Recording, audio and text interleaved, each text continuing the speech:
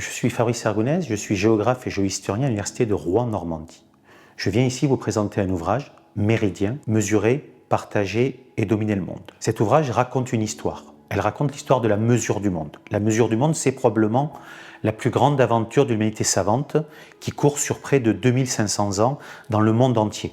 C'est comprendre comment des scientifiques, des astronomes, des navigateurs ont utilisé les méridiens pour se situer, cartographier le monde et le mesurer. Le deuxième enjeu, c'est le partage du monde. Ce livre nous raconte comment est-ce que les méridiens sont des objets de pouvoir et de domination. Le partage du monde, il peut être le partage de la Terre en deux, c'est l'exemple du traité de Tordesillas à la fin du XVe siècle, qui partage le monde entre Espagne et Portugal, mais c'est également sur chaque territoire colonial le partage de certaines zones dont nous gardons les traces dans nos frontières contemporaines, en Afrique, en Amérique par exemple du Nord, comme le Colorado, cet État américain qui peut être complètement rectangulaire, ou en Australie, avec les territoires australiens. Et enfin, dominer le monde.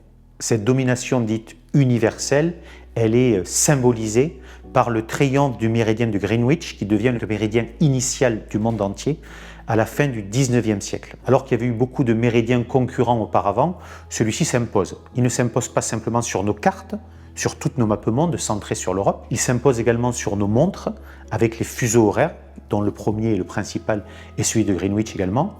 Et enfin, d'autres méridiens ont pu imposer d'autres mesures. L'exemple le plus connu du côté du méridien français, le méridien de Paris, c'est le mètre, puisque le système métrique est lui aussi l'héritier de ces méridiens. Ce livre, c'est une histoire de la géographie globale et une histoire globale de la géographie qui s'adresse évidemment à tous ceux qui ont pu s'interroger sur la forme des cartes, leur centre, leur rapport au monde et comment est-ce qu'on a fabriqué notre mondialisation contemporaine, puisque ce livre il répond peut-être à une question majeure, c'est comment nous sommes devenus globaux.